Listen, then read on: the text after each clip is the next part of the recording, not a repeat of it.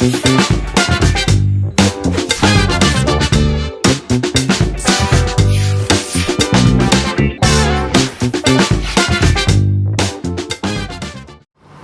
semuanya, kembali kita di podcast Teriak, tempat ekspresi insan ombudsman audiens kreatif. Hari ini kita bersama dengan Saudara Salendra. Apa kabar Saudara Salendra? Baik Pak, terima kasih. Saudara Salendra ini baru saja dilantik sebagai apa? Saya sebagai analis pengelola keuangan APBN ahli pertama. Ahli pertama. Iya Pak. Dan yang pertama juga dilantik di ruangan ini ya? Wah, sejarah dilantik di ruangan Bapak. Oh, jadi luar biasa. Salendra ini adalah salah satu juga pegawai yang selalu beruntung ya.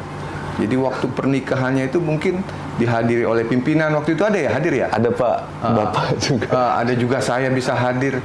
Jadi ini luar biasa Salendra. Salendra mungkin bisa ceritakan mengapa sih bisa beruntung-beruntung seperti itu? Sehari-hari seperti apa? Wah, terima kasih Pak kesempatannya sudah diundang di podcast Teriak ini.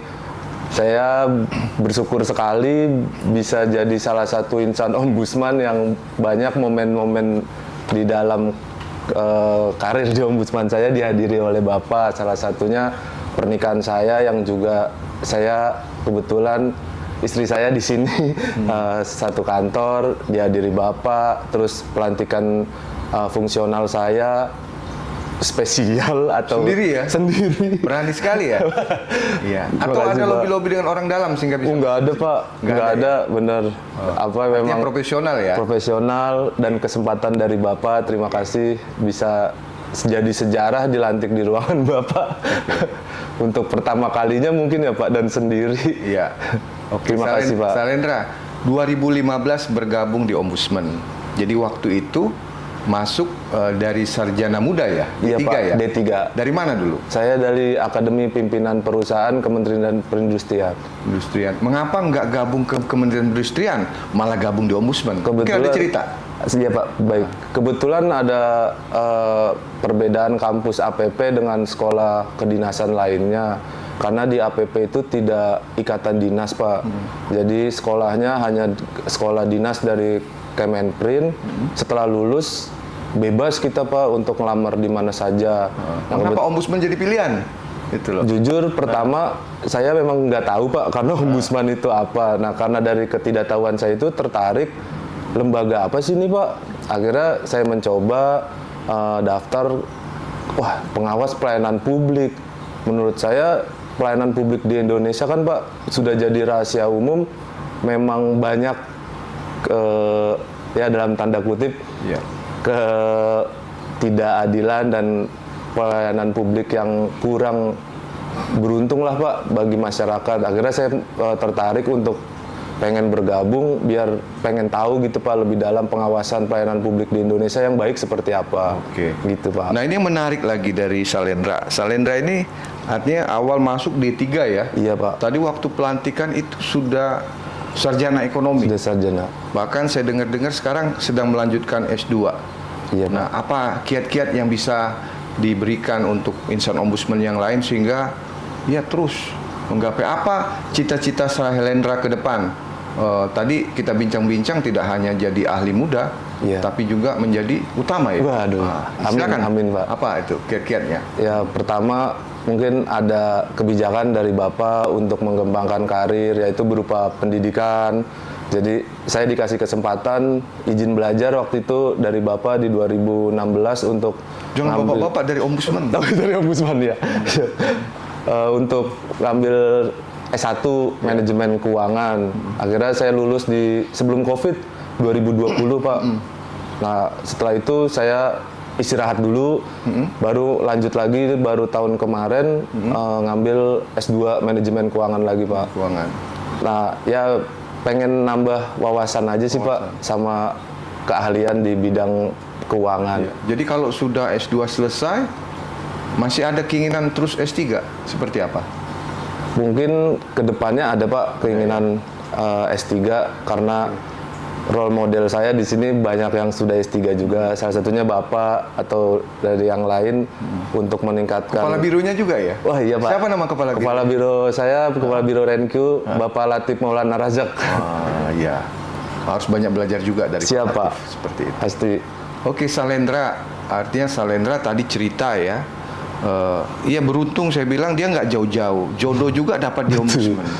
Ya bisa ceritakan waktu tuh momen bisa ketemu, bisa jodoh seperti apa? Bisa ceritain sehingga banyak juga teman-teman Ombudsman yang insan Ombudsman yang masih jomblo ngapain di luar kalau ada yang di dalam? Mungkin cerita ya. Betul, Pak. Iya. Ya mungkin jodoh saya memang dibilang mungkin kalau artis-artis cinlok kali ya Pak. Cinlok ya? Cinta lokasi gitu iya. kalau di dalam sinetron atau film. Karena satu, saya kalau jauh saya nggak bisa Pak LDR gitu. Kalau makanya saya berjodoh dengan Novianti karena mungkin hari-hari ketemu, Ya, dilihat semakin lama semakin cantik. lama semakin cantik. Dia ngelihat saya semakin lama makin bosan. Tapi balik lagi Pak, ya namanya jodoh ya Pak. Jodoh ya. Iya. Akhirnya makin lama dekat berjodoh. Ya alhamdulillah sekarang sudah berjalan pernikahan saya 4 tahunan 4 Pak. tahun ya. Iya. Oke, langgeng terus. Amin. Ya, sampai nanti maut yang memisahkan ya. Amin, Pak. Seperti itu. Amin. Ya. Salendra dari 2015. Artinya teman-teman Salendra dulu artinya masih ada yang belum fungsional ya. Bahkan Masih, yang Pak. sudah basicnya sarjana waktu itu Iya. masih ada juga yang Ada yang Iya. masuknya golongan 3 dari sarjana belum fungsional maupun struktural masih ada. masih ada ya. Masih ada Pak. Jadi itu tadi saya katakan Salendra termasuk yang beruntung karena bukan beruntung tiba-tiba beruntung karena memang Proses. proses yang Iya, dilakukan oleh Salendra. Salendra mungkin bisa cerita sedikit deh. Sudah 15 artinya sekarang hampir 10 tahun ya? Hampir Pak. Hampir 10 tahun. Jadi selama hampir 10 tahun ini kira-kira ada momen yang paling berkesan sebagai pegawai seperti apa? Mungkin bisa diceritakan kepada teman-teman semua insan Ombudsman yang ada. Salah satu momen paling berkesan saya itu salah satunya yang barusan saja terjadi itu. Salah satu paling berkesan Pak, karena saya dilantik sendiri di ruangan Bapak, mungkin sejarah ya. Salah satu fungsional Pratama yang dilantik hanya sendirian. Biasanya rame-rame ya? Biasanya rame-rame Pak. Mungkin kesempatan yang sangat berharga bagi saya selama berkarir di Ombudsman hampir 10 tahun ini. Dan salah satu momen lagi saat saya awal itu dilantik sebagai PNS Pak, setelah CPNS 1 tahun di 2015. Salah satu momen mungkin cita-cita orang tua saya Pak, ibu saya untuk anaknya menjadi abdi negara. Berarti doa ibu ya? Iya, Pak. Sampai sekarang. Jadi Betul. artinya tidak boleh kita membuat hati orang tua kita, ibu kita itu Betul, Pak. berduka ya seperti Iya, itu. Pak. Ya. Oke Salendra, sebenarnya hari ini saya harus bersama-sama teman-teman mengikuti capacity building. Itu tadi saya katakan beruntung. Hampir saja saya berangkat, tetapi tiba-tiba teringat, oh hari ini ada pelantikan Salendra. Ya luar biasa. Aduh, Salendra, terima ya. kasih sekali nih Pak. Makanya Padahal waktu itu tidak ada yang mengingatkan saya, hampir semua lupa. Ya, Salendra memang beruntung. Salendra, saya ada beberapa pertanyaan singkat. Jadi artinya ini boleh dijawab saja cepat, karena tidak ada yang benar, tidak ada yang salah. Siap.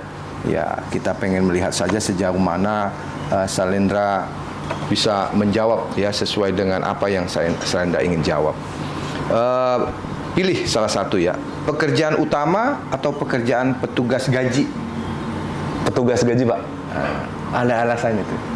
lebih sesuai dengan kesenangan saya gitu ya Pak. Karena mungkin saya sedikit merasa saya banyak bermanfaat bagi teman-teman ombudsman, insan ombudsman untuk membayarkan hak-haknya Ya. dan pekerjaannya memang sesuai dengan background pendidikan saya gitu Pak di manajemen Pernah nggak keuangan. waktu suatu saat ada insan ombudsman terlambat gajinya? Oh pasti pernah Pak. Pernah ya? Pasti Gimana pernah. tuh perasaan Salendra waktu teman-teman terlambat gajinya? Pasti pernah Pak. Yang pertama saya merasa bersalah pertama ya Pak, karena hak-hak mereka tidak terbayarkan sesuai dengan tanggal yang ditentukan.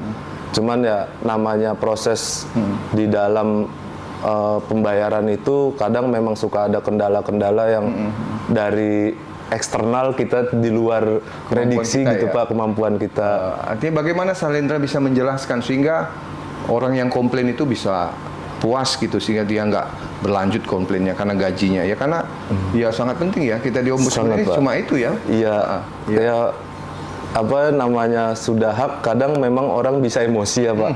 Cuman balik lagi ke kitanya harus sabar, harus menjelaskan ke para pegawai yang bertanya kenapa bisa telat, kendala-kendalanya kita jelaskan biar mudah dimengerti. Akhirnya pada dasarnya tetap cair kok Pak. Ya, Cuman ya tetap memang cair, cuma cuman prosesnya kita jelaskan Tapi sekarang secara akhir-akhir ini persuasif. sudah nggak lagi ya. artinya. Wah, sudah sangat baik Pak setelah Termasuk tunjangan kinerja ya. Iya, Pak. Bisa di awal ya. Bisa juga di awal insentif sekarang. teman-teman asisten ya. betul Pak. Jadi silakan nanti Salendra bisa dikreasikan lagi. Ya kalau bisa tanggal 5, tanggal 4 ini teman-teman pasti senang. Wes. Begitu awal bulan gaji tanggal 1, tanggal 3, tanggal 4 ya paling lambat tanggal 5 udah keluar tunjangan kinerja. Wah, itu siap, Pak. ya itu mungkin salah satu PR Salendra ya. Iya Pak, Nanti mungkin ya bersama-sama teman-teman di Biro inovasi kedepannya Ya. akan mempercepat pencairan lagi tunjangan-tunjangan dan komponen lainnya. Oke. Salah transfer rekening penerima atau salah transfer jumlah nominal? Lebih baik salah transfer ke rekening penerima yang lain Pak daripada jumlah nominal, karena kalau kurang kita harus membayarkan, kalau kelebihan belum tentu mau dibalikin. Oh itu ya? Iya Pak. Oh, jadi lebih baik itu ya? Lebih baik salah Oke. ke orang. Slip digital atau slip cetak? Slip digital.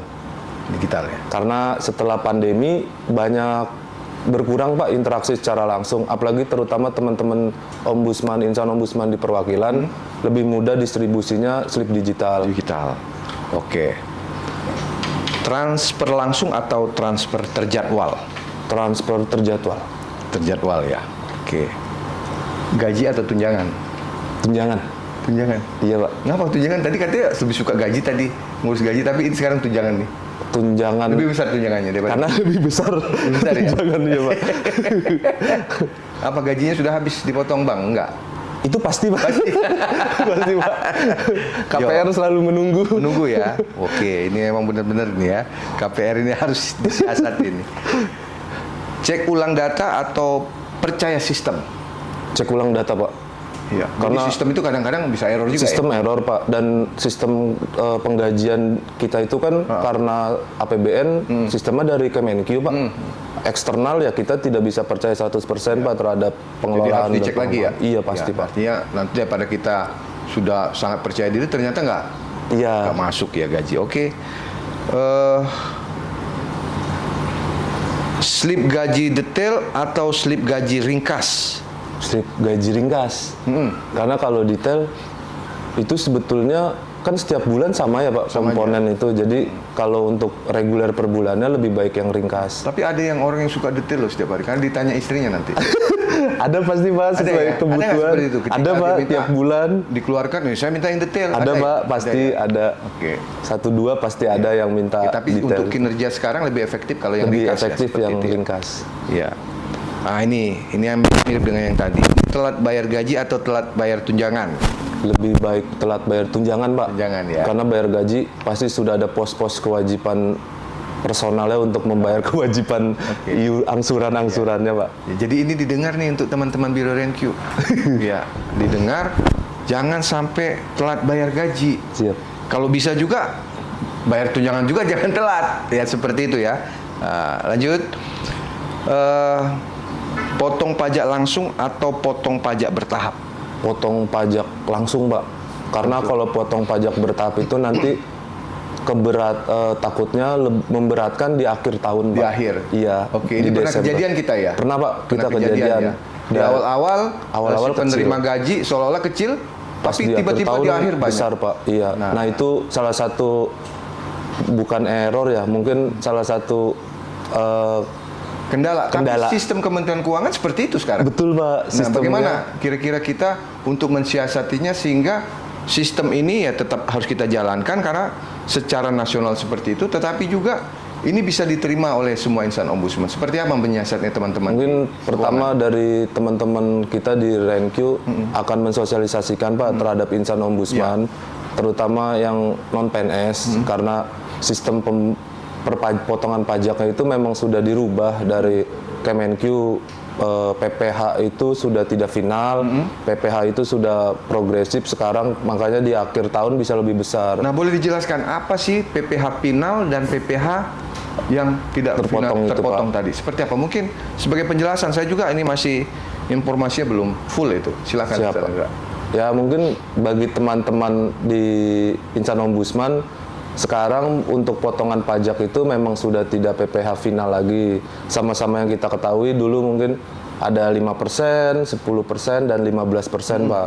Kalau sekarang dihitung dari jumlah take home pay, semua penghasilan per bulan dari gaji, tunjangan maupun komponen lainnya, itu dihitung berapa besarannya, nanti PTKP tahunannya dibagi 12, Pak.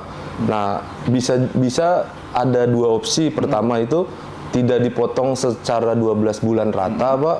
Dipotong lebih kecil, di akhir bisa lebih besar. Mungkin ini perlu penjelasan. Iya, Pak, agar tidak menimbulkan pertanyaan di akhir tahun kenapa lebih besar.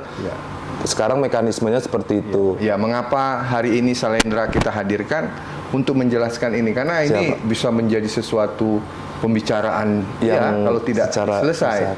Nah, artinya kalau kita lihat sekarang, pajak PPh kita itu lebih besar pada sebelum dilakukannya program ini atau sebelumnya? Sebetulnya sama, Pak. Sama sebetulnya, totalan PTKP. Akhirnya sama? Akhirnya sama, Pak. Sama. Tetapi prosesnya yang berbeda? Prosesnya yang berbeda, karena tiap bulan itu kan fluktuatif, Pak. Nah, ini sudah pernah dijelaskan belum kepada semua penerima gaji di Ombudsman? Secara keseluruhan belum, Pak, izin. Tapi kalau secara personal beberapa yang bertanya, diskusi sudah sampaikan, jadi artinya Pak. Seperti itu perlu dijelaskan ya. Siap, Pak. Terima kasih ya. Mudah-mudahan ini salah satu pembelajaran kita ya terkait dengan gaji. Jangan kita menjadi kok gaji saya besar sekali pajaknya. Kemarin tidak seperti itu. Karena ada penghitungan-penghitungan, tapi secara umum dikumulatifkan di akhir tidak akan jauh berbeda seperti itu. Terima kasih Salendra. Sama-sama, Bapak. Rekap data mingguan atau rekap data bulanan? Rekap data bulanan. Bulanan. Kok bulanan? Nggak mingguan biar lebih cepat? Apa alasannya? Kalau bulanan tuh mungkin karena faktor kebiasaannya, Pak. Kebiasaan saya dan teman-teman stakeholder di penggajian itu merekap menjelang akhir bulan untuk pembayaran di bulan berjalan. Jadi karena kebiasaan itu ya itu efektif nggak? Kalau dibilang efektif sih nggak 100% ya, Pak, efektif. Mungkin harus ada penyesuaian-penyesuaian ke depannya untuk perbaikan. Tapi untuk selama ini berjalan sih, Pak. Berjalan ya? Iya. Oke, nanti dilihat seperti apa ya. Karena kalau kita lihat ya otomatis mingguan lebih ini ya. Lebih efektif, Pak. Iya, karena dia lebih fleksibel nanti disesuaikan seperti itu ya. Siap, Pak. Silakanlah, artinya teman-teman melihat ya. Wi-Fi lemot atau sistem down? Waduh. Dua-duanya sekarang sangat berpengaruh. Pilih satu Pak. dong. Oh iya, siap-siap. Lebih baik Wi-Fi lemot. Wi-Fi lemot ya. Kalau sistem down sama sekali nggak bisa diakses, Pak, webnya itu. Karena penggajian kita semua sekarang sudah online. Online ya. Semuanya database-nya sekarang di web semua, Pak. Ya, artinya apa yang disampaikan Salendra ini warning juga bagi teman-teman di Humas TI. Ya, jangan sampai Wi-Fi kita lemot. Siap. Ya, kalau teman-teman Humas TI mau lancar gaji tiap bulanan, Wi-Fi-nya jangan lemot. Nah, ini Salendra ini sudah teriak dia walaupun pelan dia. Wah, Pak, katanya itu bentuk teriak kita hari ini. Terakhir ini Salendra. Ya, Pak. Kerja sambil kuliah atau kuliah malam? Kuliah malam. Kuliah malam karena saya sudah 2 kali kesempatan yang Bapak berikan untuk saya kuliah S1 dan sekarang sedang lanjut pendidikan S2. Kuliah malam lebih efektif, Pak, dan syukurnya saya bisa menyesuaikan adaptasi jam kuliah saya serta jam kantor, karena kebetulan kuliah saya dekat, Pak, di depan di Institut Perbanas. Jadi jarak nggak jauh untuk kuliah pada maghrib itu sangat memungkinkan. Jadi pekerjaan hari-hari selesai, kuliah juga tetap selesai, jalan. Pak. Oke Salendra, terima kasih ya. Jadi banyak hal tadi kita dapatkan pada Salendra. Siap, tapi Pak, satu tadi teriaknya kecil tadi ya. Dia bilang ya bahaya kalau lemot.